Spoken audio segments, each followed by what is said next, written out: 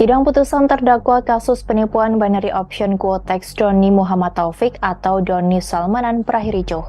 Sebab banyak korban yang tak terima dengan putusan yang telah dijatuhkan oleh Majelis Hakim Pengadilan Negeri Bali Bandung pada Kamis 15 Desember 2022. Diketahui Doni Salmanan divonis 4 tahun penjara dan denda 1 miliar rupiah, subsidiar 6 bulan kurungan. Hal ini tentu membuat para korban murka, mengingat JPU telah menuntut Doni Salmanan dengan kurungan penjara 13 tahun dan ganti rugi 10 miliar rupiah kepada para korban. Tanya itu, sidang berakhir ricuh saat korban Doni Salmanan naik pitam karena hakim tidak meminta Doni untuk mengganti rugi. Belum lagi, hakim memutuskan untuk meloloskan Doni Salmanan dari pasal Undang-Undang Tindak Pidana Pencucian Uang yang sebelumnya dituntut JPU. Seorang korban, Alfred Nobel, mencurigai bahwa putusan ini adalah permainan antara pengacara dan hakim, mengingat ayah dari pengacara Doni Salmanan merupakan seorang hakim agung. Ia menyebut bahwa dalam kasus ini ada jual beli hukum antara pengacara dan hakim.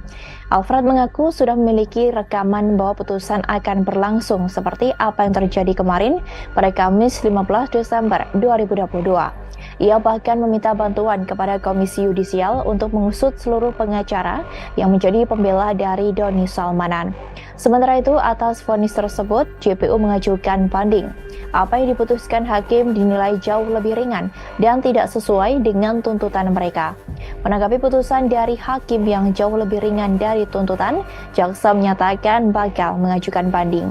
Sebelumnya, jaksa penuntut umum menuntut Doni Salmanan dengan pidana penjara 13 tahun dan denda 10 miliar rupiah, subsidiar 12 bulan kurungan. Diketahui Doni Salmanan dinilai telah melanggar 3 pasal sekaligus.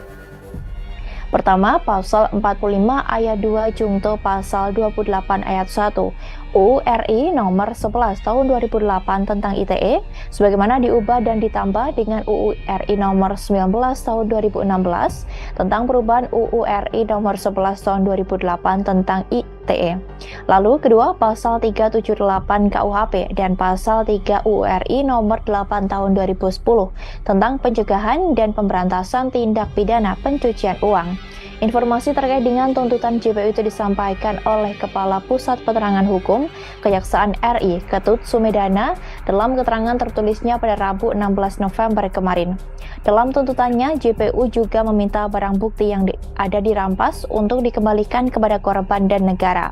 Sebanyak 98 barang bukti dari nomor 33 sampai 131 dikembalikan pada korban melalui perkumpulan paguyuban korban Doni Salmanan. Kemudian ada beberapa barang bukti yang dirampas untuk negara.